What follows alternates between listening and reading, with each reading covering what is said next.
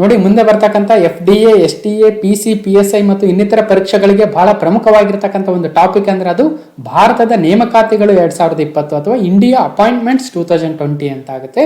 ಹಾಗಾದ್ರೆ ಈ ಒಂದು ವಿಡಿಯೋದಲ್ಲಿ ನಾವು ಭಾರತದಲ್ಲಿರ್ತಕ್ಕಂಥ ವಿವಿಧ ಸಾಂವಿಧಾನಿಕ ಸಂಸ್ಥೆಗಳು ಅಂದ್ರೆ ಕಾನ್ಸ್ಟಿಟ್ಯೂಷನಲ್ ಬಾಡೀಸ್ ಯಾವ್ಯಾವು, ಸ್ಟ್ಯಾಟ್ಯೂಟರಿ ಬಾಡೀಸ್ ಯಾವ್ಯಾವು ಅಂದ್ರೆ ನಾವು ಶಾಸನಬದ್ಧ ಅಥವಾ ಶಾಸನಾತ್ಮಕ ಸಂಸ್ಥೆಗಳಂತ ಕರಿತೀವಿ ಅವು ಯಾವ್ಯಾವು, ಮತ್ತು ನಿಯಂತ್ರಣ ಸಂಸ್ಥೆಗಳಂದ್ರೆ ರೆಗ್ಯುಲೇಟರಿ ಬಾಡೀಸ್ ಯಾವ್ಯಾವು, ಎಕ್ಸಿಕ್ಯೂಟಿವ್ ಬಾಡೀಸ್ ಅಂದ್ರೆ ಕಾರ್ಯನಿರ್ವಾಹಕ ಸಂಸ್ಥೆಗಳು ಯಾವ್ಯಾವು, ಅಥವಾ ಭಾರತದಲ್ಲಿರ್ತಕ್ಕಂಥ ವಿವಿಧ ಬ್ಯಾಂಕ್ಗಳು ಇನ್ನಿತರ ಸಂಸ್ಥೆಗಳು ಏನಿದಾವೆ ಅವುಗಳ ಹೆಡ್ ಕ್ವಾರ್ಟರ್ ಎಲ್ಲಿ ಬರುತ್ತೆ ಅಂದ್ರೆ ಪ್ರಧಾನ ಕಚೇರಿ ಎಲ್ಲಿ ಬರುತ್ತೆ, ಮತ್ತು ಅವುಗಳು ಯಾವಾಗ ಆರಂಭ ಆದವು, ಮತ್ತು ಅವುಗಳ ಪ್ರಸ್ತುತ ಚೇರ್ಮನ್ ಅಥವಾ ಅದರ ಹೆಡ್ ಯಾರಿದ್ದಾರೆ ಅಂತ ಬಹಳ ಪರೀಕ್ಷೆಗಳಲ್ಲಿ ಕೇಳೋದನ್ನ ನಾವು ನೋಡಿದೀವಿ. ಹಾಗಾಗಿ ಇವತ್ತಿನ ವಿಡಿಯೋದಲ್ಲಿ 80ಕ್ಕೂ ಅಧಿಕ ಅಪಾಯಿಂಟ್ಮೆಂಟ್ಸ್ ಅಂದ್ರೆ 80ಕ್ಕೂ ಅಧಿಕ ಹೆಡ್ಗಳು ಸಂಸ್ಥೆಗಳು ಯಾರ್ಯಾರಿದ್ದಾರೆ ಅಂತ ಇವತ್ತಿನ ವಿಡಿಯೋದಲ್ಲಿ ನೋಡ್ತಾ ಹೋಗ್ತೀವಿ. ಹಾಗಾಗಿ ಬಹಳ ಇಂಪಾರ್ಟೆಂಟ್ ಆಗಿರ್ತಕ್ಕಂಥ ವಿಡಿಯೋ ಅಂತಾನೆ ಹೇಳ್ತೀನಿ. ಓಕೆ, ಸೊ ಇಲ್ಲಿ ಒಂದು ಗಮನಿಸ್ಬೇಕು ನೋಡಿ, ಈ ಒಂದು 80ಕ್ಕೂ ಅಧಿಕ ಅಪಾಯಿಂಟ್ಮೆಂಟ್ಸ್ ಏನಿದಾವೆ ಅವುಗಳಲ್ಲಿ ಆಲ್ಮೋಸ್ಟ್ 99% ಸರಿ ಇರುತ್ತೆ. ಯಾವುದಾದ್ರೂ ಹೊಸ ನೇಮಕಾತಿ ಆಗಿದ್ರೆ ಆ ಒಂದು ಪ್ಲೇಸ್ಗೆ ಹೊಸದಾಗಿ ಯಾರು ಆಯ್ಕೆ ಆಗಿದ್ರೆ ಅವುಗಳನ್ನು ನೀವು ಕಮೆಂಟಲ್ಲಿ ತಿಳಿಸ್ಬೋದು. ನಾ ಆಲ್ಮೋಸ್ಟ್ ಎಲ್ಲನೂ ಕರೆಕ್ಟ್ ಆಗಿರ್ತಕ್ಕಂಥ ಸೋರ್ಸಸ್ ಇಂದ ಇನ್ಫಾರ್ಮೇಶನ್ ಗ್ಯಾದರ್ ಮಾಡಿದ್ದೀನಿ. ಇನ್ನಷ್ಟು ಇದ್ರೆ ನೀವು ಕಮೆಂಟ್ ಬಾಕ್ಸಲ್ಲಿ ಉತ್ತಮ ಸೋರ್ಸ್ ಒಂದಿಗೆ ನೀವು ಕೊಟ್ಟರೆ ಅದನ್ನ ಸಹಿತ ಮುಂದಿನ ದಿನಗಳಲ್ಲಿ ಆ್ಯಡ್ ಮಾಡ್ತೀನಿ. ಓಕೆ, ಸೊ ಹಾಗಾದ್ರೆ ಬನ್ನಿ, ಎಲ್ರಿಗೂ ಮತ್ತೊಮ್ಮೆ ಅಮರ್ಸ್ ಕ್ಲಾಸಸ್ಗೆ ಸ್ವಾಗತ. ನಾನು Amaresh Potnal. Let's move on. India appointments and 2020 ಎಷ್ಟು ಇಂಪಾರ್ಟೆಂಟ್ ಆಗುತ್ತೆ, ಅಟ್ಲೀಸ್ಟ್ ಒಂದು 2-3 ಕ್ವಶನ್ಗೆ ನೀವು FDA GK ಪೇಪರ್ ತೆಗೆದುಕೊಂಡ್ರೆ 2-3 ಪ್ರಶ್ನೆಗಳಿಗೆ ನಿಮಗೆ ಅನುಕೂಲ ಆಗ್ತಕ್ಕಂಥ ಒಂದು ಕಂಟೆಂಟ್ ಈ ಒಂದು ವಿಡಿಯೋದಲ್ಲಿದೆ. Let's move on.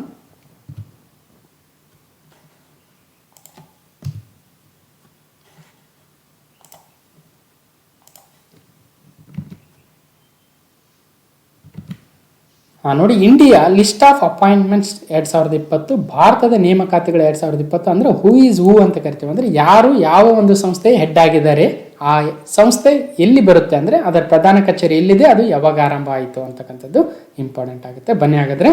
ಸೊ ಇಲ್ಲಿ ನನ್ನ ಒಂದು ಕಿರುಪರಿಚಯ ಇದೆ, ನಿಮಗೆಲ್ಲ ಆಲ್ರೆಡಿ ಗೊತ್ತಿದೆ. ಮುಂದೆ ಹೋಗೋಣ. ಸೊ ಮೊದಲನೇದಾಗಿ ಭಾರತದ ಪ್ರಥಮ ಪ್ರಜೆ ಅಂತ ಏನು ಕರಿತೀವಿ, ನಮ್ಮ ರಾಷ್ಟ್ರಪತಿಗಳು ಅಂದ್ರೆ ಪ್ರೆಸಿಡೆಂಟ್ ಆಫ್ ಇಂಡಿಯಾ, ರಾಷ್ಟ್ರಪತಿಗಳು, ಭಾರತದ ರಾಷ್ಟ್ರಪತಿಗಳು. ಇದು ಭಾರತದ ಅತ್ಯುನ್ನತ ಸಾಂವಿಧಾನಿಕ ಹುದ್ದೆ ಆಗುತ್ತೆ. ಸೊ ಇಲ್ಲಿಂದನೇ ಆರಂಭ ಮಾಡೋಣ. ಸೊ ಇವರು ರಾಮನಾಥ್ ಕೋವಿಂದ್ ಅವರು, ಇವರು ಈಗ ನಮ್ಮ ಭಾರತದ 14ನೇ ರಾಷ್ಟ್ರಪತಿ ಆಗಿದ್ದಾರೆ. ಓಕೆ, ಇವರನ್ನ ಮಹಾ ದಂಡನಾಯಕ ಅಥವಾ ಪ್ರಧಾನ ದಂಡನಾಯಕ ಅಂತ ಕೂಡ ಕರಿತೀವಿ.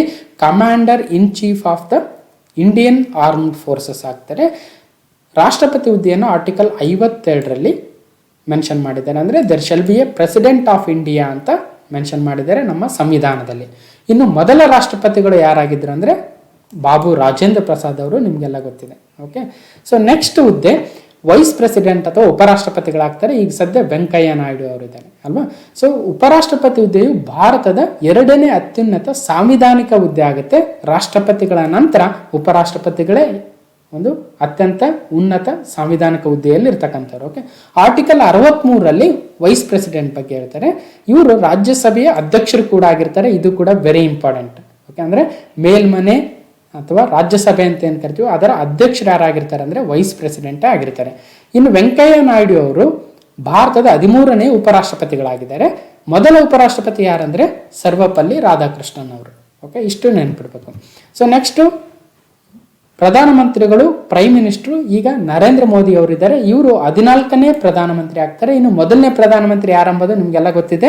ಸೊ ನೆಕ್ಸ್ಟ್ ಈ ಪ್ರಧಾನಮಂತ್ರಿಗಳು ಯಾವ ಯಾವ ಬಾಡೀಸ್ನ ಚೇರ್ಮನ್ ಆಗಿರ್ತಾರೆ ಅಂತ ಬಹಳ ಎಕ್ಸಾಮ್ ಅಲ್ಲಿ ಕೇಳ್ತಾರೆ. ಅದರಲ್ಲೂ ಪ್ರಮುಖವಾಗಿ ನೀತಿ ಆಯೋಗ್ ಮತ್ತು ರಾಷ್ಟ್ರೀಯ ವನ್ಯಜೀವಿ ಮಂಡಳಿ ಅಥವಾ national board for wild life ನ ಪದೇ ಎಕ್ಸಾಮ್ ಅಲ್ಲಿ ಕೇಳ್ತಾ ಇದ್ದಾರೆ. ವೆರಿ ಇಂಪಾರ್ಟೆಂಟ್ ಆಗುತ್ತೆ. ಇವೆರಡರ ಚೇರ್ಮನ್ ಯಾರಾಗಿರ್ತಾರೆ ಅಂದ್ರೆ ಪ್ರಧಾನಮಂತ್ರಿಗಳೇ ಆಗಿರ್ತಾರೆ. ಸೊ ಇನ್ನು ಬೇರೆ ಬೇರೆ ಕೌನ್ಸಿಲ್ಗಳ ಚೇರ್ಮನ್ ಕೂಡ ಆಗಿರ್ತಾರೆ. ಸೊ ಅದನ್ನು ಕೂಡ ಗಮನಿಸಬೇಕು. ನಾನು ಇವೆರಡು ಇಂಪಾರ್ಟೆಂಟ್ ಅಂತ ಹಾಕಿದ್ದೀನಿ. ಓಕೆ, ಈಗ ನೆಕ್ಸ್ಟ್ ಡೆಪ್ಯೂಟಿ ಪ್ರೈಮ್ ಮಿನಿಸ್ಟರ್, ಉಪ ಪ್ರಧಾನಮಂತ್ರಿಗಳು. ಇವರು ಕೇಂದ್ರದ ಮಂತ್ರಿಮಂಡಲದಲ್ಲಿ ಪ್ರಧಾನಮಂತ್ರಿಗಳ ನಂತರದ ಸ್ಥಾನದಲ್ಲಿರ್ತಾರೆ ಉಪ ಪ್ರಧಾನಮಂತ್ರಿಗಳು. ಇವರು ಕ್ಯಾಬಿನೆಟ್ ನ ಸಚಿವರು ಕೂಡ ಆಗಿರ್ತಾರೆ.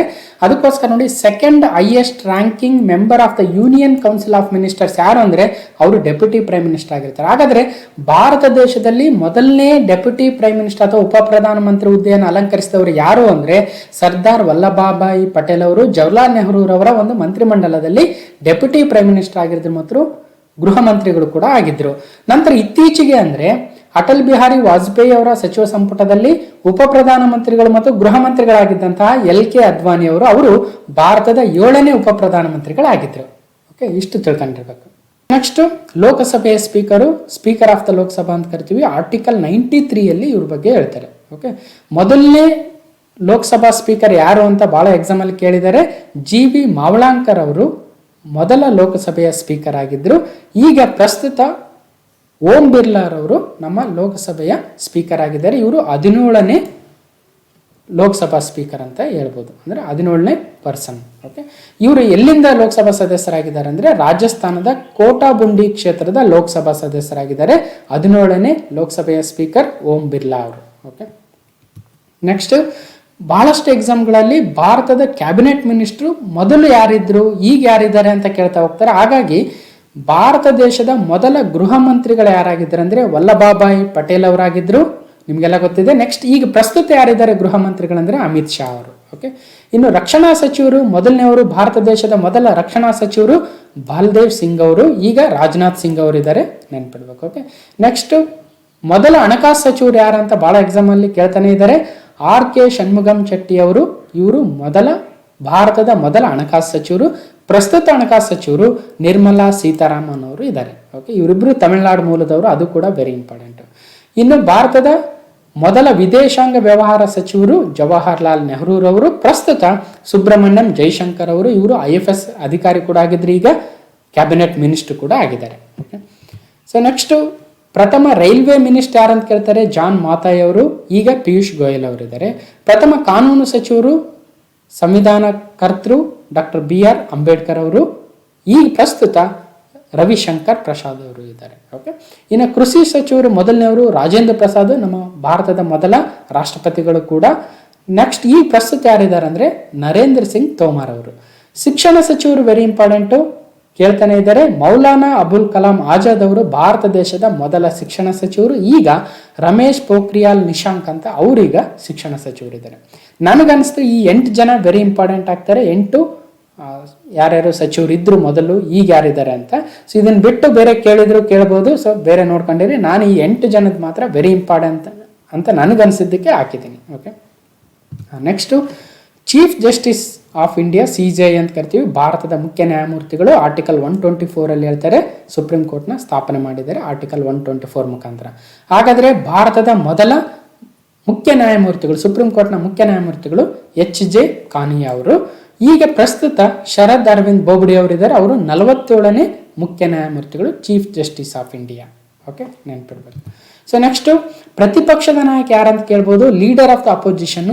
ಸೊ ನೋಡಿ, ಒಂದು ರಾಜ್ಯಸಭೆಯಲ್ಲಿ ಈಗ ಪ್ರಸ್ತುತ ಪ್ರತಿಪಕ್ಷದ ನಾಯಕ ಯಾರಿದ್ದಾರೆ ಅಂದ್ರೆ ಗುಲಾಂ ನಬಿ ಆಜಾದ್ ಅವರು, INC ಅಂದ್ರೆ ಇಂಡಿಯನ್ ನ್ಯಾಷನಲ್ ಕಾಂಗ್ರೆಸ್ನ ಮುಖಂಡರು. ಅವರು ಈಗ ರಾಜ್ಯಸಭೆಯ ಪ್ರತಿಪಕ್ಷದ ನಾಯಕ ಅಥವಾ ವಿರೋಧ ಪಕ್ಷದ ನಾಯಕ ಇದ್ದಾರೆ.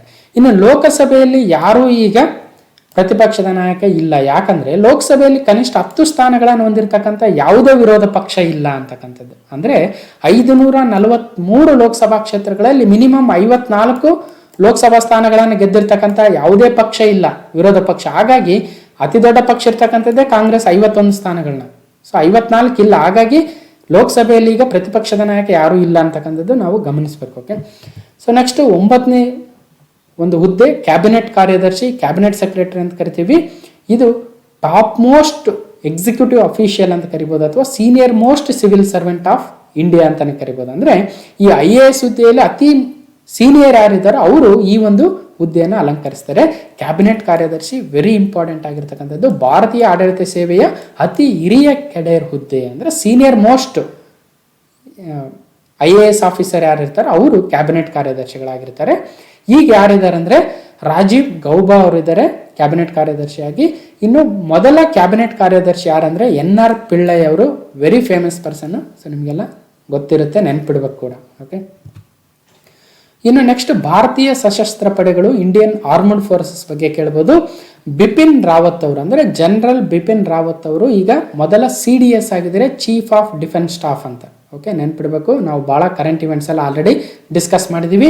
ಇತ್ತೀಚೆಗೆ 2020ರಲ್ಲಿ ಸ್ಥಾಪನೆ ಆಗಿರ್ತಕ್ಕಂಥ ಒಂದು ಹುದ್ದೆ CDS ಆಗುತ್ತೆ. ಅದರ ಮೊದಲ CDS ಜನರಲ್ ಬಿಪಿನ್ ರಾವತ್ ಅವರು. ಇನ್ನು ಭಾರತದಲ್ಲಿರ್ತಕ್ಕಂಥ 3 ಸಶಸ್ತ್ರ ಪಡೆಗಳು ಆರ್ಮಡ್ ಫೋರ್ಸಸ್ ಹೆಡ್ ಯಾರಿದ್ದಾರೆ ಅಂತ ಕೇಳ್ಬೋದು. ಭೂಸೇನಾ ಮುಖ್ಯಸ್ಥರು ಜನರಲ್ ಮನೋಜ್ ಮುಕುಂದ್ ನರ್ವಾಣೆ ಅವರು. ಇನ್ನು ನೌಕಾಸೇನೆಯ ಮುಖ್ಯಸ್ಥರು admiral Karambir Singh. Air chief marshal ಅಥವಾ ವಾಯುಸೇನೆಯ ಮುಖ್ಯಸ್ಥರು air chief marshal Rakesh Kumar Singh Bhadauria. Okay, ನೆನ್ಪಿಡ್ಬೇಕು, ಎಕ್ಸಾಮ್ ಹತ್ರ ಇದ್ದಾವೆ, ಇವೆಲ್ಲ ಭಾಳ ಇಂಪಾರ್ಟೆಂಟ್ ಪಾಯಿಂಟ್ಸ್ ಆಗ್ತವೆ. ಓಕೆ, ಸೊ ಇನ್ನು ಈಗ ಕಾನ್ಸ್ಟಿಟ್ಯೂಷನಲ್ ಬಾಡೀಸು, ಸ್ಟ್ಯಾಟ್ಯೂಟರಿ ಬಾಡೀಸ್ ಮತ್ತು ಎಕ್ಸಿಕ್ಯೂಟಿವ್ ಬಾಡೀಸ್ ನೋಡೋದಕ್ಕೆ ಮುಂಚೆ ಏನಿವು ಅಂತ ಒಂದು ಸ್ವಲ್ಪ ಗ್ಲಾನ್ಸ್ ಮಾಡ್ಕೊಳ್ಳೋಣ. ಇದ್ರ ಮೇಲೆ ಒಂದು ಕಂಪ್ಲೀಟ್ ವಿಡಿಯೋನ ಮಾಡ್ಬೋದು. ಇಲ್ಲಿ ಸಿಂಪಲ್ ಆಗಿ ಅವು ಅಂಡರ್ಸ್ಟ್ಯಾಂಡಿಂಗ್ ಮಾಡ್ಕೊಳ್ಳೋಕೆ ಎಷ್ಟು ಬೇಕಷ್ಟು ಇನ್ಫಾರ್ಮೇಷನ್ ಕೊಡ್ತಾ ಹೋಗ್ತೇನೆ. ಓಕೆ, ಸೊ ಹಾಗಾದ್ರೆ ಮೊದಲು ಕಾನ್ಸ್ಟಿಟ್ಯೂಷನಲ್ ಬಾಡೀಸ್ ಅಂದರೆ ಸಂವಿಧಾನಾತ್ಮಕ ಸಂಸ್ಥೆಗಳಾಗ್ತವೆ. ನಮ್ಮ ಕಾನ್ಸ್ಟಿಟ್ಯೂಷನ್ ಅಲ್ಲಿ, ನಮ್ಮ ಸಂವಿಧಾನದಲ್ಲಿ ಯಾವುದೋ ಒಂದು ಆರ್ಟಿಕಲ್ ಅಲ್ಲಿ ಈ ಒಂದು ಸಂಸ್ಥೆಯನ್ನು ಸ್ಥಾಪನೆ ಮಾಡೋದಕ್ಕೆ ಹೇಳಿರ್ಬೇಕು. ಅಂತ ಒಂದು ಸಂಸ್ಥೆಗಳನ್ನ ನಾವು ಸಂವಿಧಾನಾತ್ಮಕ ಸಂಸ್ಥೆಗಳು ಅಥವಾ ಕಾನ್ಸ್ಟಿಟ್ಯೂಷನಲ್ ಬಾಡೀಸ್ ಅಂತ ಕರಿತೀವಿ. ಎಕ್ಸಾಂಪಲ್ ಹೇಳೋದಾದ್ರೆ ನೋಡಿ, ಎಲೆಕ್ಷನ್ ಕಮಿಷನ್ ಆರ್ಟಿಕಲ್ 324 ಅಲ್ಲಿ ಮೆನ್ಷನ್ ಮಾಡಿದ್ದಾರೆ ನಮ್ಮ ಸಂವಿಧಾನದಲ್ಲಿ. UPSC article 315 article 280 finance commission ಅಥವಾ ಹಣಕಾಸು ಆಯೋಗದ ಬಗ್ಗೆ ಮೆನ್ಷನ್ ಇದೆ, ಈ ಒಂದು ಸಂಸ್ಥೆಗಳನ್ನು ಸ್ಥಾಪನೆ ಮಾಡಬೇಕು ಅಂತ.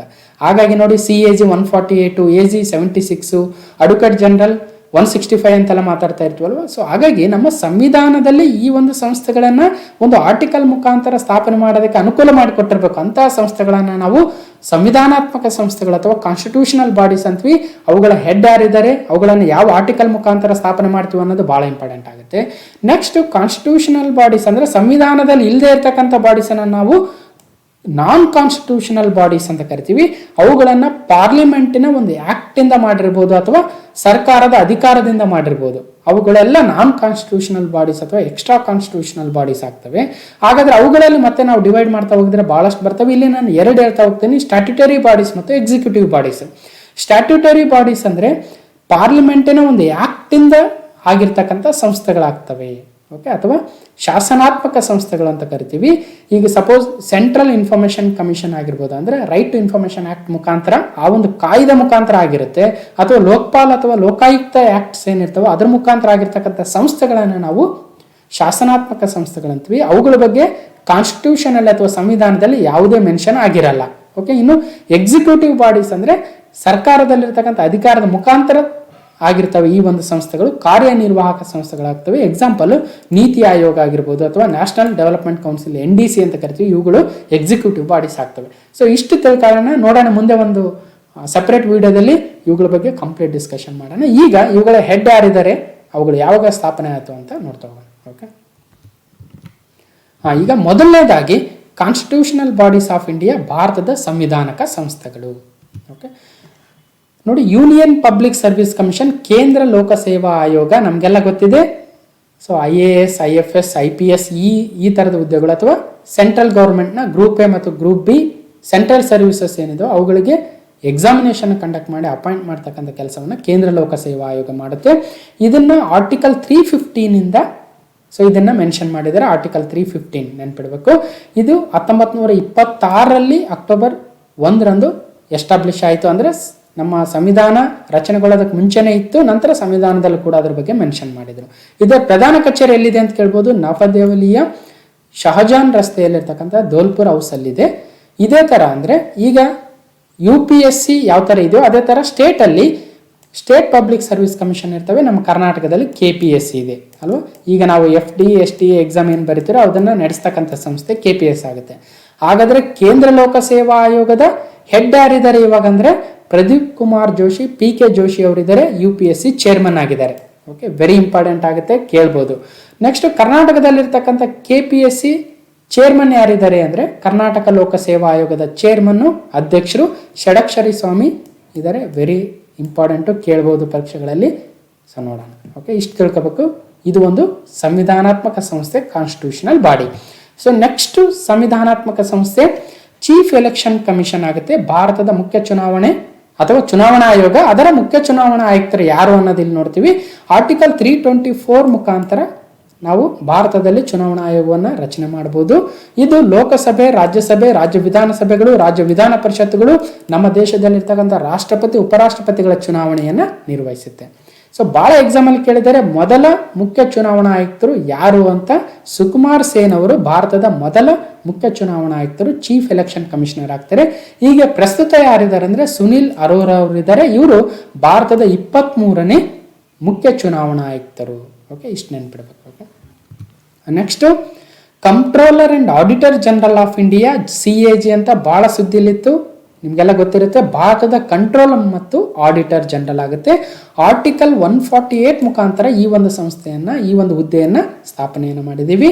ಇದು 9th ರ್ಯಾಂಕಲ್ಲಿ ಬರುತ್ತೆ. ನಮ್ಮ ಆರ್ಡರ್ ಆಫ್ ಪ್ರೆಸಿಡೆನ್ಸ್ ನೋಡಿದಾಗ 9ನೇ ರ್ಯಾಂಕಲ್ಲಿದೆ. ಸುಪ್ರೀಂ ಕೋರ್ಟ್ ಜಡ್ಜ್ ಯಾವ ಥರ ಇರುತ್ತೆ ಆ ಒಂದು ರ್ಯಾಂಕಲ್ಲಿ ಇರ್ತಕ್ಕಂಥದ್ದು. ಓಕೆ, ಇನ್ನು ಮೊದಲನೇ CAG ಯಾರಂದರೆ ವಿ ನರಹರಿ ರಾವ್ ಅವರು ಆಗ್ತಾರೆ. ಈಗ ಪ್ರಸ್ತುತ GC ಮುರ್ಮು ಅವರು ಅಂದರೆ ಗಿರೀಶ್ ಚಂದ್ರ ಮುರ್ಮು ಅವರು ಪ್ರಸ್ತುತ CAG ಇದ್ದಾರೆ. ಇವರು 14ನೇ ಭಾರತದ ಕಂಟ್ರೋಲರ್ ಆ್ಯಂಡ್ ಆಡಿಟರ್ ಜನರಲ್ ಆಗ್ತಾರೆ GC ಮುರ್ಮು ಅವರು.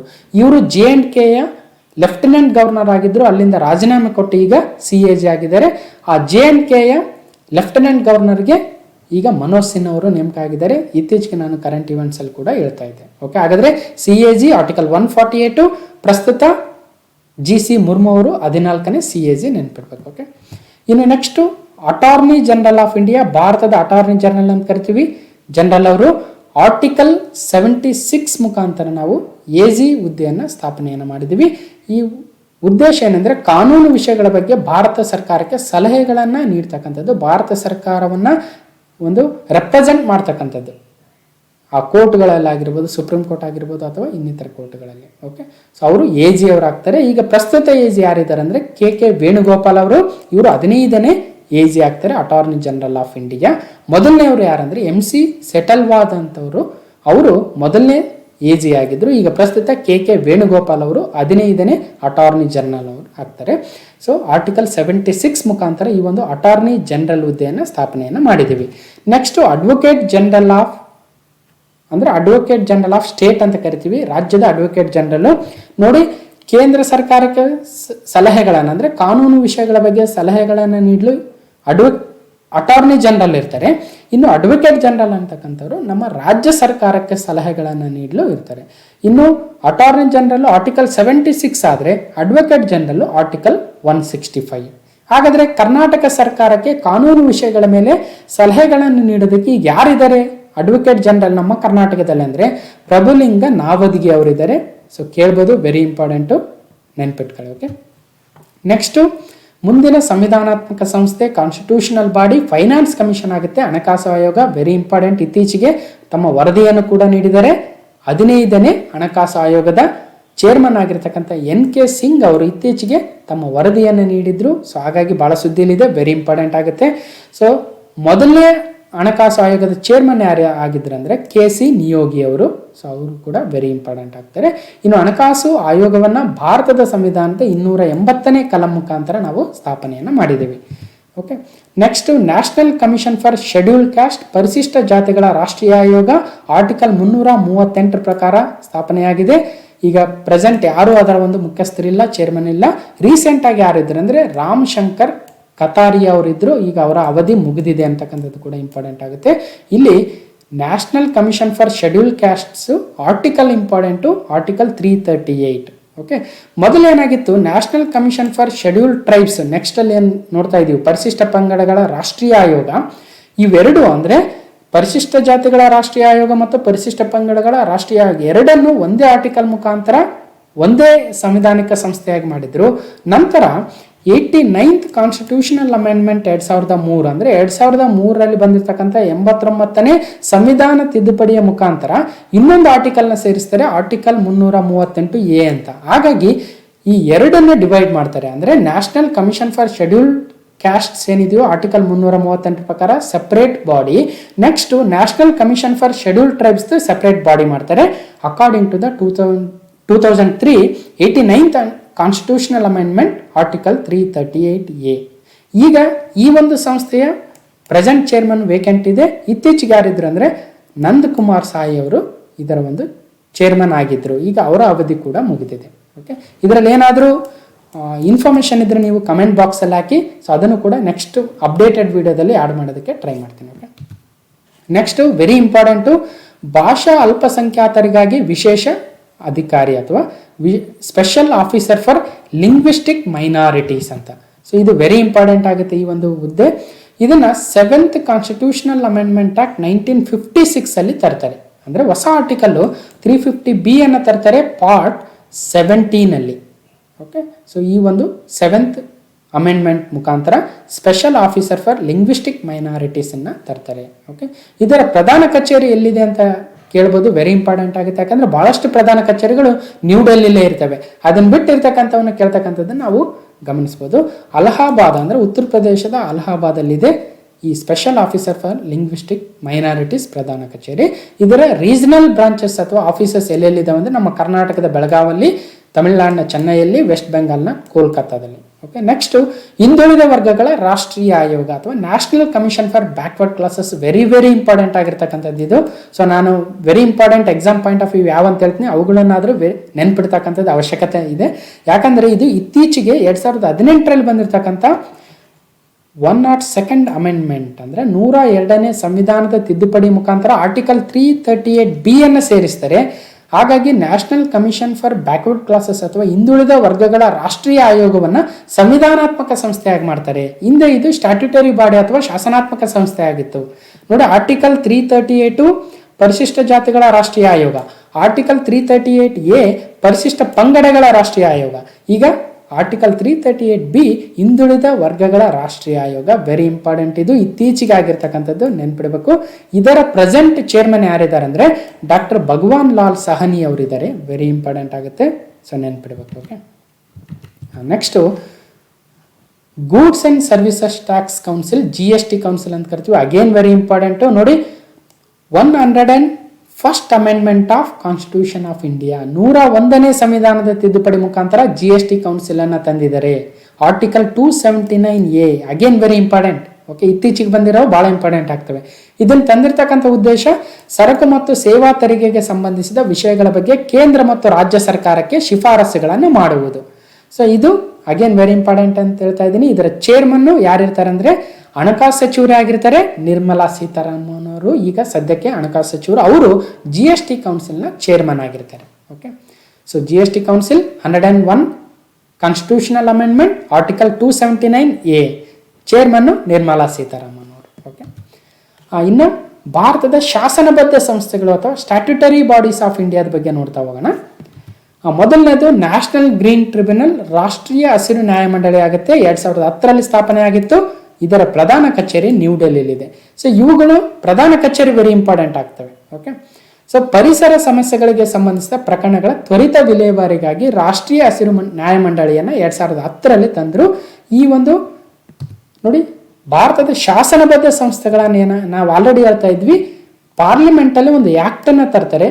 ಆ ಆ್ಯಕ್ಟ್ ಮುಖಾಂತರ ಆ ಆ್ಯಕ್ಟಲ್ಲಿ ಒಂದು ಟ್ರಿಬ್ಯುನಲ್ ಅನ್ನ ಅಥವಾ ಒಂದು ಆರ್ಗನೈಸೇಷನ್, ಒಂದು ಸಂಸ್ಥೆಯನ್ನು ಸ್ಥಾಪನೆ ಮಾಡಿ ಅಂತ ಹೇಳಿರ್ತಾರೆ. ಅದ್ರ ಮುಖಾಂತರ ಇವುಗಳ ಸ್ಥಾಪನೆ ಆಗಿರ್ತವೆ.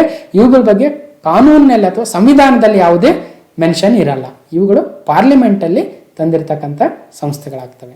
ಓಕೆ, ಇನ್ನು ನ್ಯಾಷನಲ್ ಗ್ರೀನ್ ಟ್ರಿಬ್ಯುನಲ್ನ ಪ್ರಸ್ತುತ ಚೇರ್ಮನ್ ಯಾರಿದ್ದಾರೆ ಅಂದರೆ ಆದರ್ಶ ಕುಮಾರ್ ಗೋಯಲ್ ಅವರಿದ್ದಾರೆ. ಪ್ರೆಸೆಂಟ್ ಚೇರ್ಮನ್ನು ರಾಷ್ಟ್ರೀಯ ಹಸಿರು ನ್ಯಾಯಮಂಡಳಿಯ ಪ್ರಸಕ್ತ ಅಂದರೆ ಪ್ರೆಸೆಂಟ್ ಚೇರ್ಮನ್ ಆದರ್ಶ ಕುಮಾರ್ ಗೋಯಲ್ ಅವರು.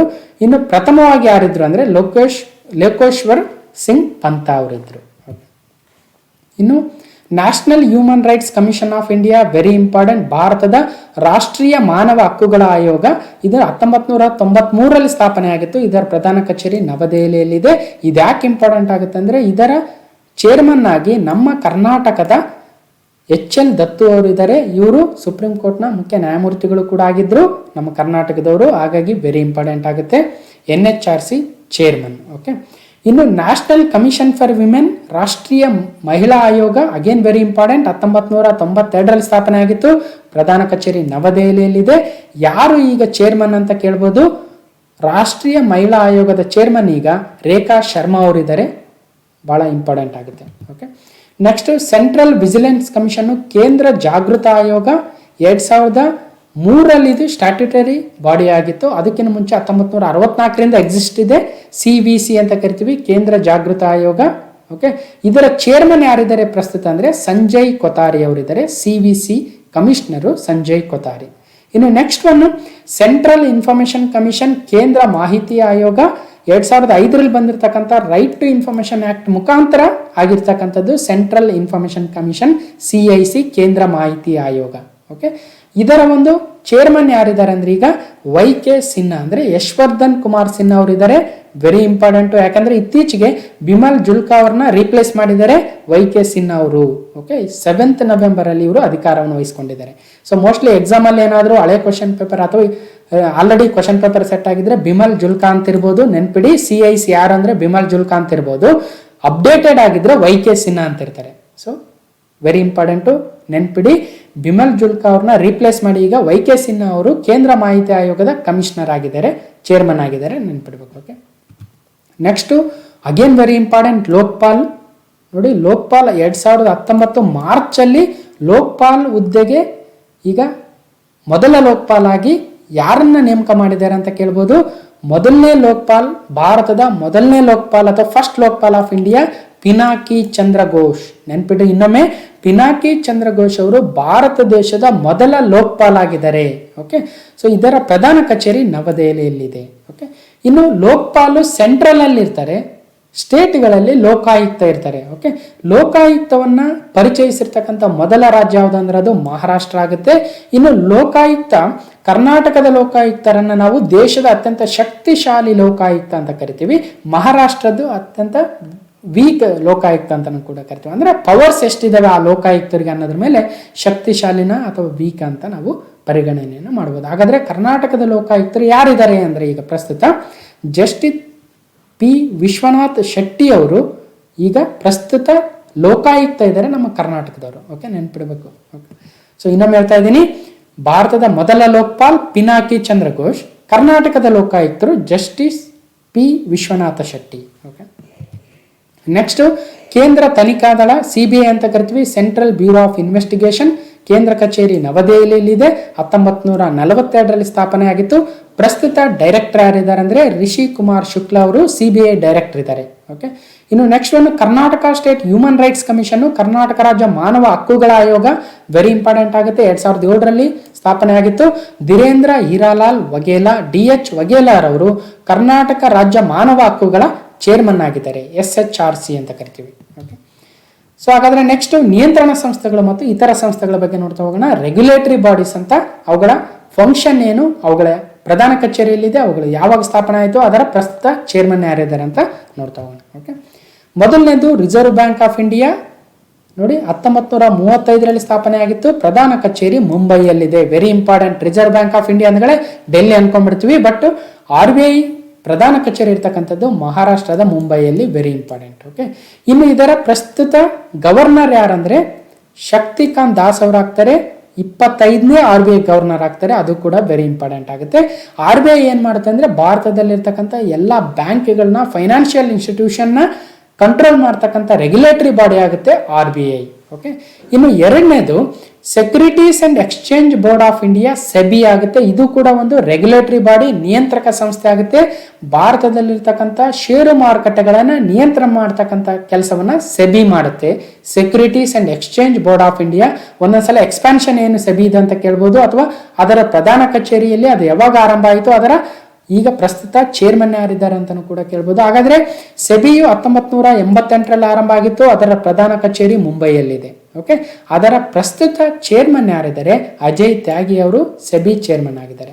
ಈ SEBI ಏನ್ ಕೆಲಸ ಮಾಡುತ್ತೆ ಅಂದ್ರೆ ಈ NSE, BSE, MCX stock exchange ಅಂತ ಏನ್ ಕರಿತೀವಿ ಅವುಗಳನ್ನ ನಿಯಂತ್ರಣ ಮಾಡ್ತಕ್ಕಂಥದ್ದು, ಮತ್ತು ಭಾರತದಲ್ಲಿ ಇರ್ತಕ್ಕಂಥ ವಿವಿಧ ಈ ಸ್ಟಾಕ್ ಕಂಪನೀಸ್ ಏನಿದೆ ಅವುಗಳನ್ನ ಕಂಟ್ರೋಲ್ ಮಾಡುತ್ತೆ SEBI.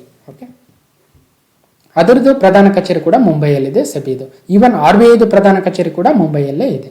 Okay, next insurance regulatory and development authority, ವಿಮಾ ನಿಯಂತ್ರಣ ಮತ್ತು ಅಭಿವೃದ್ಧಿ ಪ್ರಾಧಿಕಾರ ಆಗುತ್ತೆ. ಸೊ ಇದು 2000ರಲ್ಲಿ ಸ್ಥಾಪನೆ ಆಗಿತ್ತು. ಪ್ರಧಾನ ಕಚೇರಿ ಹೈದರಾಬಾದ್ ಅಲ್ಲಿ ಇದೆ. ವೆರಿ ಇಂಪಾರ್ಟೆಂಟ್, ನ್ಯೂ ಡೆಲ್ಲಿಯಿಂದ ಹೈದರಾಬಾದ್ಗೆ ಟ್ರಾನ್ಸ್ಫರ್ ಆಗಿದೆ. ಅದರ ಪ್ರಧಾನ ಕಚೇರಿ IRDA ಅಂತ ಕರಿತೀವಿ. IRDA ಪ್ರಧಾನ ಕಚೇರಿ ಹೈದರಾಬಾದ್ ಅಲ್ಲಿದೆ ಈಗ ಪ್ರಸ್ತುತ. ಓಕೆ, ಈಗ ಅದರ ಚೇರ್ಮನ್ ಯಾರಿದ್ದಾರೆ ಅಂದ್ರೆ ಡಾಕ್ಟರ್ ಸುಭಾಷ್ C. ಕುಂಟಿಯಾ ಅವರು insurance regulatory and development authority, ವಿಮಾ ನಿಯಂತ್ರಣ ಅಭಿವೃದ್ಧಿ ಪ್ರಾಧಿಕಾರದ ಚೇರ್ಮನ್ ಆಗಿದ್ದಾರೆ ಡಾಕ್ಟರ್ ಸುಭಾಷ್ C. ಕುಂಟಿಯಾ ಅವರು. ಓಕೆ, ಇದೇನ್ ಕೆಲಸ ಮಾಡುತ್ತೆ ಅಂದ್ರೆ ಇನ್ಶೂರೆನ್ಸ್ ಏಜೆನ್ಸೀಸ್ ನಮ್ಮ ದೇಶದಲ್ಲಿ ಏನಿದೆ ಅವುಗಳನ್ನೆಲ್ಲ ರೆಗ್ಯುಲೇಟ್ ಮಾಡ್ತಕ್ಕಂಥ, ನಿಯಂತ್ರಣ ಮಾಡ್ತಕ್ಕಂಥ ಕೆಲಸವನ್ನ ವಿಮಾ ನಿಯಂತ್ರಣ ಮತ್ತು ಅಭಿವೃದ್ಧಿ ಪ್ರಾಧಿಕಾರ ಮಾಡುತ್ತೆ. ಓಕೆ, ಇನ್ನು fourth one pension fund regulatory and development authority, ಪಿಂಚಣಿ ನಿಧಿ ನಿಯಂತ್ರಣ ಮತ್ತು ಅಭಿವೃದ್ಧಿ ಪ್ರಾಧಿಕಾರ ಆಗುತ್ತೆ. ಇದು ಪಿಂಚಣಿ ಬಗ್ಗೆ ಇರತಕ್ಕಂಥ ಏಜೆನ್ಸಿಗಳನ್ನ ಅದ್ರ ಬಗ್ಗೆ ಒಂದು ರೂಪುರೇಷೆಗಳನ್ನು ಮಾಡ್ತಕ್ಕಂಥ ಕೆಲಸವನ್ನ PFRDA ಮಾಡುತ್ತೆ. ಇದು 2003 ಆರಂಭ ಆಗಿತ್ತು. ಇದರ ಪ್ರಧಾನ ಕಚೇರಿ ನ್ಯೂ ಡೆಲ್ಲಿಲಿದೆ, ಓಕೆ, ಹೊಸ ದೆಹಲಿಯಲ್ಲಿ. ಈಗ ಪ್ರಸ್ತುತ PFRDA ಚೇರ್ಮನ್ ಯಾರಿದ್ದಾರೆ ಅಂದ್ರೆ ಸುಪ್ರತಿಮ್ ಬಂಡೋಪಾಧ್ಯಾಯ ಅವರು ಚೇರ್ಮನ್ ಆಗಿದ್ದಾರೆ, ಓಕೆ, ನೆನ್ಪಿಡ್ಬೇಕು. Next national bank for agriculture and rural development, NABARD ಆಗುತ್ತೆ.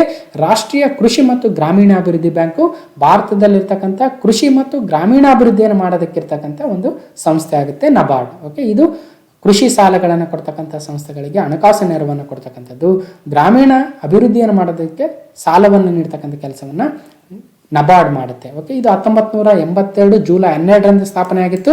ಇದರ ಪ್ರಧಾನ ಕಚೇರಿ ಕೂಡ ಮುಂಬೈಯಲ್ಲಿದೆ, ವೆರಿ ಇಂಪಾರ್ಟೆಂಟ್, ಓಕೆ. ಇದರ ಪ್ರಸ್ತುತ ಚೇರ್ಮನ್ ಯಾರಿದ್ದಾರೆ, ನಬಾರ್ಡ್ ಚೇರ್ಮನ್ ಯಾರಿದ್ದಾರೆ ಅಂದ್ರೆ ಗೋವಿಂದರಾಜುಲು ಚಿಂತಾಲಾ ಅವರು ನಬಾರ್ಡ್ನ ಚೇರ್ಮನ್ ಆಗಿದ್ದಾರೆ, ಓಕೆ. ಇನ್ನು next again very important SIDBI ಆಗುತ್ತೆ, ಬಹಳ ಸುದ್ದಿಯಲ್ಲಿದೆ. MSME ಸೆಕ್ಟರ್ಗೆ ಸಾಲವನ್ನು ಕೊಡ್ತಕ್ಕಂಥದ್ದು ನೋಡಿ. Small industries development bank of India SIDBI ಆಗುತ್ತೆ. ಸಣ್ಣ ಕೈಗಾರಿಕೆಗಳ ಅಭಿವೃದ್ಧಿ ಬ್ಯಾಂಕ್ ಆಗುತ್ತೆ. ಇದರ ಪ್ರಧಾನ ಕಚೇರಿ ಉತ್ತರ ಪ್ರದೇಶದ ಲಕ್ನೋದಲ್ಲಿದೆ, ವೆರಿ ಇಂಪಾರ್ಟೆಂಟ್ ನೋಡಿ. ಮುಂಬೈ ಎಲ್ಲ, ನ್ಯೂ ಡೆಲ್ಲಿ ಎಲ್ಲ, UPಯ ಲಕ್ನೋದಲ್ಲಿದೆ ಸಿಡ್ಬಿಯ ಒಂದು ಪ್ರಧಾನ ಕಚೇರಿ. ಸಿಡ್ಬಿ ಅಂದ್ರೆ ಏನು ಅಂತಾನು ಕೇಳಬಹುದು, ಅದರ ಫುಲ್ ಫಾರ್ಮ್ ಕೂಡ ಕೇಳಬಹುದು. Small industries development bank of India ಆಗುತ್ತೆ. 1990 ಇದು ಸ್ಥಾಪನೆ ಆಗಿತ್ತು. ಇದರ ಪ್ರಸ್ತುತ ಚೇರ್ಮನ್ ದೇವೇಂದ್ರ ಕುಮಾರ್ ಸಿಂಗ್ ಇದ್ದಾರೆ. ಇವರು ಸಿಡ್ಬಿಯ ಪ್ರಸ್ತುತ ಚೇರ್ಮನ್ ಆಗಿದ್ದಾರೆ. ಇಲ್ಲಿ ನೋಡಿ, ನಬಾರ್ಡು, ಸಿಡ್ಬಿ, ಎಕ್ಸಿಮ್ ಬ್ಯಾಂಕ್ ಇವುಗಳೆಲ್ಲವನ್ನ ರೆಗ್ಯುಲೇಟ್ ಮಾಡ್ತಕ್ಕಂಥದ್ದು RBI, ಅದು ಕೂಡ ನೆನ್ಪಿಡ್ಬೇಕು, ಓಕೆ. ನೆಕ್ಸ್ಟ್ 7ನೇದು ಅಗೇನ್ ವೆರಿ ಇಂಪಾರ್ಟೆಂಟ್, ಬಹಳ ಸುದ್ದಿಯಲ್ಲಿರುತ್ತೆ. ಭಾರತೀಯ ಟೆಲಿಕಾಂ ನಿಯಂತ್ರಣ ಪ್ರಾಧಿಕಾರ ಆಗುತ್ತೆ. Telecom regulatory authority of India, TRAI, okay. So ಇದು 1997 ಸ್ಥಾಪನೆ ಆಗಿತ್ತು. ಪ್ರಧಾನ ಕಚೇರಿ ನ್ಯೂ ಡೆಲ್ಲಿಲಿದೆ. ಅಂದ್ರೆ ನಮ್ಮ ಭಾರತದಲ್ಲಿರ್ತಕ್ಕಂಥ ಟೆಲಿಕಮ್ಯುನಿಕೇಶನ್ ಸೆಕ್ಟರ್ನ ರೆಗ್ಯುಲೇಟ್ ಮಾಡ್ತಕ್ಕಂಥ, ನಿಯಂತ್ರಣ ಮಾಡ್ತಕ್ಕಂಥ ಕೆಲಸವನ್ನ ಟ್ರಾಯ್ ಮಾಡುತ್ತೆ. TRAI, TRAI, telecom regulatory authority of India. ಕೆಲವೊಂದು ಕಡೆ ಎಕ್ಸ್ಪಾನ್ಷನ್ ಏನು, ಇದರ ಫುಲ್ ಫಾರ್ಮ್ ಏನು ಅಂತಾನು ಕೇಳ್ಬೋದು, ಭಾರತೀಯ ಟೆಲಿಕಾಂ ನಿಯಂತ್ರಣ ಪ್ರಾಧಿಕಾರ. ಇದರ ಪ್ರಸ್ತುತ ಚೇರ್ಮನ್ PD ವಘೇಲಾ ಅವರಿದ್ದಾರೆ, ಟ್ರಾಯ್ನ ಚೇರ್ಮನ್ ಆಗಿದ್ದಾರೆ, ಓಕೆ. ಇನ್ನು 8ನೇದು CBFC, central board of film certification ಅಥವಾ ಸೆನ್ಸಾರ್ ಬೋರ್ಡ್ ಅಂತ ಕರಿತೀವಿ. ಸೊ ಇದರ ಪ್ರಧಾನ ಕಚೇರಿ ಮುಂಬೈಯಲ್ಲಿದೆ. ನಾವು ಬಾಲಿವುಡ್ ಮೂವೀಸ್ ಅಂತ ಕರಿತಾ ಇರ್ತೀವಿ, ಆ ಒಂದು ಪ್ಲೇಸ್ ಅಲ್ಲಿ ಇರ್ತಕ್ಕಂಥದ್ದು ಮುಂಬೈಯಲ್ಲಿರ್ತಕ್ಕಂಥದ್ದು CBFC ಅಥವಾ ಸೆನ್ಸಾರ್ ಬೋರ್ಡ್ನ ಪ್ರಧಾನ ಕಚೇರಿ. 1951 ಸ್ಥಾಪನೆ ಆಗಿತ್ತು. ಇದರ ಚೇರ್ಮನ್ ಯಾರಿದ್ದಾರೆ ಅಂದ್ರೆ ಪ್ರಸೂನ್ ಜೋಶಿ ಅವರಿದ್ದಾರೆ, CBFC. ಈ CBFC ಏನ್ ಮಾಡುತ್ತೆ, ಈ ಸರ್ಟಿಫಿಕೇಟ್ಗಳನ್ನ ಕೊಡುತ್ತೆ. ಮೂವೀಸ್ಗೆ ನಾವು U certificate, UA certificate, A certificate ಅಂತ ಕೇಳ್ತಾ ಇರ್ತೀವಲ್ವಾ, ಆ ಸರ್ಟಿಫಿಕೇಟ್ನ ಕೊಡ್ತಕ್ಕಂಥ ಒಂದು ಸಂಸ್ಥೆ central board of film certification ಅಥವಾ ಸೆಂಟ್ರಲ್ ಬೋರ್ಡ್ ಆಫ್ ಈ ಒಂದು ಸೆನ್ಸಾರ್ ಬೋರ್ಡ್ ಅಂತ ಏನು ಕರಿತೀವಿ ಅವರಾಗುತ್ತೆ, okay. Next bureau of Indian standards, again very important, 1986 start ಆಗಿತ್ತು. ನ್ಯೂ ಡೆಲ್ಲಿಲಿದೆ ಪ್ರಧಾನ ಕಚೇರಿ. ಇದ್ರ ಉದ್ದೇಶ ಭಾರತದಲ್ಲಿ ಒಂದು ಸ್ಟ್ಯಾಂಡರ್ಡ್ ಅನ್ನ ಮೇಂಟೈನ್ ಮಾಡ್ತಕ್ಕಂಥದ್ದು ಅಲ್ವಾ. ಸೊ ಫಾರ್ಮರ್ಲಿ ಇದನ್ನ ಏನಂತ ಕರಿತಾ ಇದ್ವಿ, Indian standards of institution, ISI mark ಅಂತ ಕೇಳಿರ್ತೀರ. ಸೊ ಅದನ್ನ ಬ್ಯೂರೋ ಆಫ್ ಇಂಡಿಯನ್ ಸ್ಟ್ಯಾಂಡರ್ಡ್ಸ್ ಅಂತ ರೀನೇಮ್ ಮಾಡಿದ್ದಾರೆ. ಸೊ ವೆರಿ ಇಂಪಾರ್ಟೆಂಟ್ ಆಗುತ್ತೆ. ಇದರ ಒಂದು ಚೇರ್ಮನ್ ಯಾರಿದ್ದಾರೆ ಅಥವಾ ಡೈರೆಕ್ಟರ್ ಜನರಲ್ ಯಾರಿದ್ದಾರೆ ಅಂದ್ರೆ ಪ್ರಮೋದ್ ಕುಮಾರ್ ತಿವಾರಿ ಅವರು ಈ BISನ ಡೈರೆಕ್ಟರ್ ಜನರಲ್ ಆಗಿದ್ದಾರೆ, ಓಕೆ. ಇನ್ನು ನೆಕ್ಸ್ಟ್ ಒಂದು advertising standards council of India, ASCI ಜಾಹೀರಾತು ಮಾನದಂಡಗಳ ಪರಿಷತ್. ಅಂದ್ರೆ ನಮ್ಮ ಒಂದು ಟಿವಿಗಳಲ್ಲಿ ಜಾಹೀರಾತುಗಳನ್ನು ನೋಡ್ತೀವಲ್ವ, ಆ ಒಂದು ಅಡ್ವರ್ಟೈಸ್ಮೆಂಟ್ಸನ್ನ ಕಂಟ್ರೋಲ್ ಮಾಡ್ತಕ್ಕಂಥ, ರೆಗ್ಯುಲೇಟ್ ಮಾಡ್ತಕ್ಕಂಥ ಕೆಲಸವನ್ನ ASCI ಮಾಡುತ್ತೆ, ಜಾಹೀರಾತು ಮಾನದಂಡಗಳ ಪರಿಷತ್ತು. ಇದರ ಪ್ರಧಾನ ಕಚೇರಿ ಮುಂಬೈಯಲ್ಲಿದೆ. 1985 ಸ್ಟಾರ್ಟ್ ಆಗಿತ್ತು. ಇದರ ಒಂದು ಈಗ ಪ್ರೆಸಿಡೆಂಟ್ ಯಾರಿದ್ದಾರೆ ಅಂದ್ರೆ ರೋಹಿತ್ ಗುಪ್ತಾ ಅವರಿದ್ದಾರೆ. ಇವರು ಸೋನಿ ಇಂಡಿಯಾ ಪ್ರೆಸಿಡೆಂಟ್ ಆಗಿದ್ದಾರೆ. ಈಗ ASCIಯ ಚೇರ್ಮನ್ ಕೂಡ ಆಗಿದ್ದಾರೆ. ನೆಕ್ಸ್ಟ್ 11ನೇದು again very important, Bharata cricket ನಿಯಂತ್ರಣ ಮಂಡಳಿ, board of control for cricket in India ಅಥವಾ BCCI ಅಂತ ಕರಿತೀವಲ್ವಾ.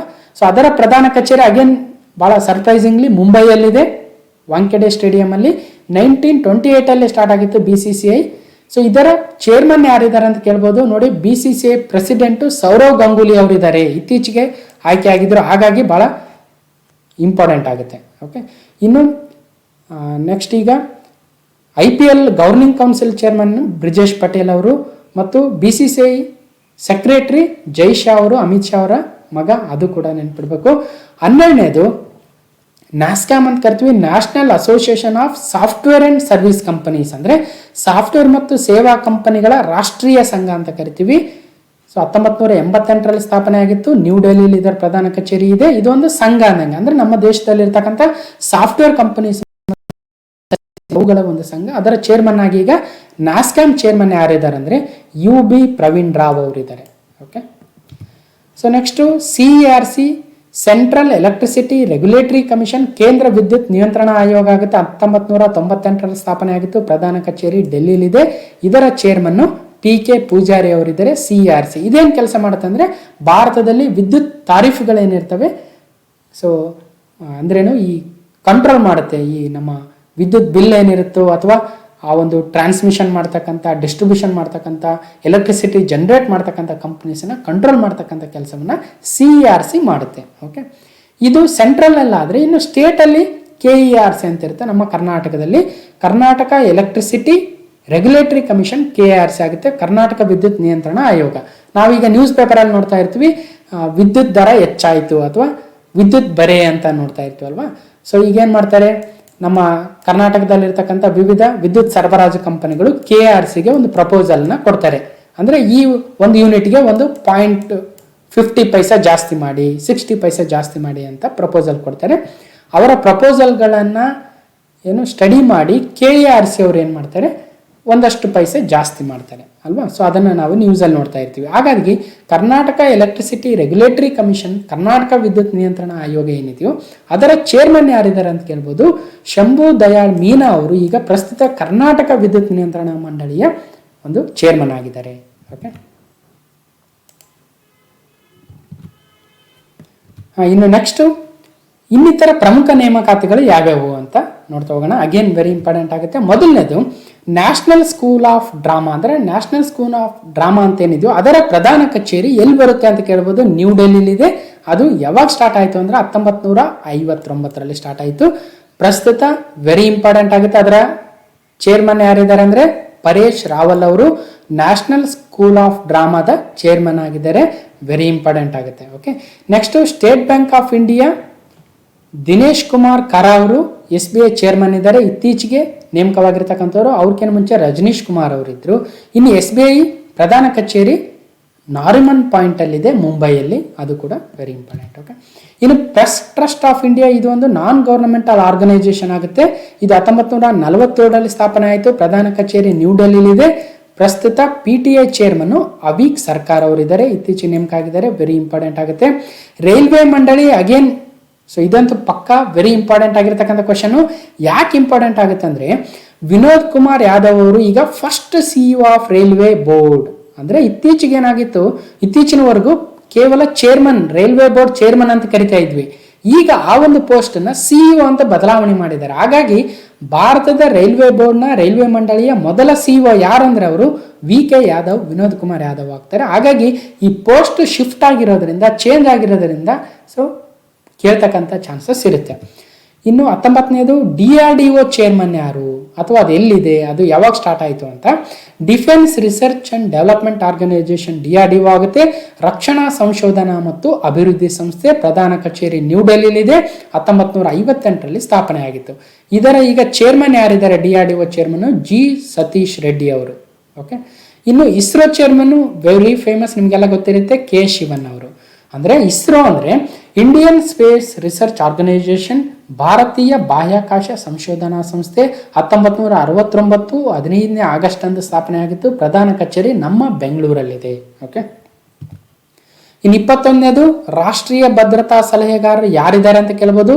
National security adviser NSA Ajit Doval ಅವರು IPS ಆಫೀಸರ್ ಆಗಿದ್ದರು. ಇವರು 5ನೇ ಸೆಕ್ಯೂರಿಟಿ ಅಡ್ವೈಸರ್, ಅಂದರೆ ರಾಷ್ಟ್ರೀಯ ಭದ್ರತಾ ಸಲಹೆಗಾರರು 5ನೇ national security adviser Ajit Doval ಅವರು. ಇನ್ನು ಚೀಫ್ ಎಕನಾಮಿಕ್ ಅಡ್ವೈಸರ್ CEA ಯಾರಿದ್ದಾರೆ ಅಂತ ಕೇಳ್ಬೋದು. ಮುಖ್ಯ ಆರ್ಥಿಕ ಸಲಹೆಗಾರರು ಕೃಷ್ಣಮೂರ್ತಿ ಸುಬ್ರಹ್ಮಣ್ಯಂ ಅವರಿದ್ದಾರೆ. ಇವರು CEA ಅಂದರೆ chief economic adviser to government of India. Okay, so ಭಾಳ ಇಂಪಾರ್ಟೆಂಟ್ ಆಗಿರ್ತಕ್ಕಂಥವ್ರು ಇವರಿಬ್ಬರು, ಅಜಿತ್ ದೋವಲ್ ಮತ್ತು Krishnamurthy Subrahmanyam. So next Bombay stock exchange BSE very important. ಮುಂಬೈಯಲ್ಲಿದೆ ಪ್ರಧಾನ ಕಚೇರಿ. 1875ರಲ್ಲೇ ಆರಂಭ ಆಗಿತ್ತು. ಇದೊಂದು ಸ್ಟಾಕ್ ಎಕ್ಸ್ಚೇಂಜ್ ಷೇರು ಮಾರುಕಟ್ಟೆಯಲ್ಲಿರ್ತಕ್ಕಂಥ ಒಂದು ಸ್ಟಾಕ್ ಎಕ್ಸ್ಚೇಂಜ್. ಓಕೆ, ಇದರ ಚೇರ್ಮನ್ ವಿಕ್ರಮ್ಜಿತ್ ಸೇನು, ಸಿಇಒ ಆಶೀಶ್ ಚೌಹಾಣ್ ಅವರು. ಓಕೆ, ನೆನ್ಪಿಡಬೇಕು, ಚೇರ್ಮನ್ನೇ ಬೇರೆ, ಸಿಇಒ ಬೇರೆ. Okay, national stock exchange NSE ಆಗುತ್ತೆ. ಇದರ ಪ್ರಧಾನ ಕಚೇರಿ ಕೂಡ ಮುಂಬೈಯಲ್ಲೇ ಇದೆ. 92ರಲ್ಲಿ ಸ್ಥಾಪನೆ ಆಗಿತ್ತು. NSE chairman Girish Chandra Chaturvedi, NSE CEO Vikram Limaye. Very important. Okay, next NITI Aayog, again very important. Okay, ಇದೊಂದು ಎಕ್ಸಿಕ್ಯೂಟಿವ್ ಬಾಡಿ ಅಂತ ಹೇಳ್ತಾ ಇದೆ ನೋಡಿ. ನೀತಿ ಆಯೋಗ 2015 ಜನವರಿ 1ರಂದು ಸ್ಥಾಪನೆ ಆಯಿತು.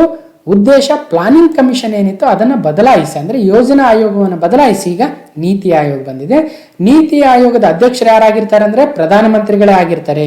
ಈವನ್ ಪ್ಲಾನಿಂಗ್ ಕಮಿಷನ್ ಅಲ್ಲೂ ಕೂಡ ಪ್ರಧಾನಮಂತ್ರಿಗಳಾಗಿದ್ದರು ಅಲ್ವಾ. ಸೊ ಹಾಗಾಗಿ ನರೇಂದ್ರ ಮೋದಿ ಅವರು ನೀತಿ ಆಯೋಗದ ಅಧ್ಯಕ್ಷರಾಗಿದ್ದಾರೆ.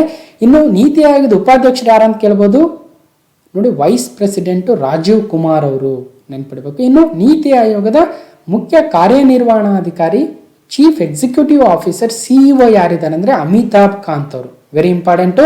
ನೀತಿ ಆಯೋಗದ ಅಧ್ಯಕ್ಷರು ನರೇಂದ್ರ ಮೋದಿ, ಉಪಾಧ್ಯಕ್ಷರು ರಾಜೀವ್ ಕುಮಾರ್, ಸಿಇಒ ಅಮಿತಾಬ್ ಕಾಂತ್. ಓಕೆ, ಇನ್ನು ಕೆಲವೊಂದು ಬ್ಯಾಂಕ್ಗಳ ಹೆಡ್ ಯಾರಿದ್ದಾರೆ ಅಂತ ಕೇಳ್ತಾ ಹೋಗ್ತಾರೆ. ಹಾಗಾಗಿ ಕೆಲವೊಂದು ಸೆಲೆಕ್ಟೆಡ್ ಆಗಿರ್ತಕ್ಕಂಥ ಬ್ಯಾಂಕ್ಗಳನ್ನ ಇಲ್ಲಿ ಕೊಟ್ಟಿದ್ದೀನಿ ನೋಡಿ. ಮೊದಲನೇದು ಕರ್ನಾಟಕ ಮೂಲದ ಬ್ಯಾಂಕು ಕೆನರಾ ಬ್ಯಾಂಕ್, ಹೆಡ್ ಯಾರಿದ್ದಾರೆ LV ಪ್ರಭಾಕರ್.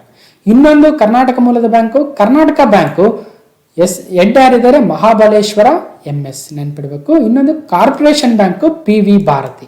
ಓಕೆ, ಅದನ್ನ ಬಿಟ್ಟರೆ HDFC ಬ್ಯಾಂಕ್ ಇಂಪಾರ್ಟೆಂಟ್ ಆಗುತ್ತೆ. ಶಶಿಧರ್ ಜಗದೀಶನ್ ಅವರು ಇತ್ತೀಚೆಗೆ ನೇಮಕ ಆಗಿದ್ದಾರೆ, ವೆರಿ ಇಂಪಾರ್ಟೆಂಟ್ ಆಗ್ತಾರೆ. ಆದಿತ್ಯ ಪುರಿ ಅವರಿದ್ರು, ಅವ್ರನ್ನ ರೀಪ್ಲೇಸ್ ಮಾಡ್ತಾ ಇದ್ದಾರೆ ಶಶಿಧರ್ ಜಗದೀಶನ್ ಅವರು. ಹಾಗಾಗಿ HDFC ಬ್ಯಾಂಕ್ ಹೆಡ್ ಯಾರಿದ್ದಾರೆ ಅಂದರೆ ಶಶಿಧರ್ ಜಗದೀಶನ್.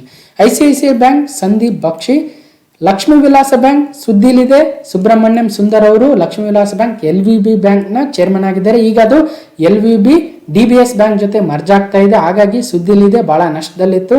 ಸಿಂಡಿಕೇಟ್ ಬ್ಯಾಂಕ್ನ ಚೇರ್ಮನ್ ಯಾರು, ಹೆಡ್ ಯಾರು ಅಂದರೆ ಈಗ ನೋಡಿ, ಸಿಂಡಿಕೇಟ್ ಬ್ಯಾಂಕ್ ಏನಾಯಿತು, ಕೆನರಾ ಬ್ಯಾಂಕ್ ಜೊತೆ ಮರ್ಜ್ ಆಗಿದೆ. ಹಾಗಾಗಿ LV ಪ್ರಭಾಕರ್ ಅವರೇ ಕೆನರಾ ಬ್ಯಾಂಕ್ ಅಥವಾ ಸಿಂಡಿಕೇಟ್ ಬ್ಯಾಂಕ್ನ ಹೆಡ್ ಆಗಿರ್ತಾರೆ.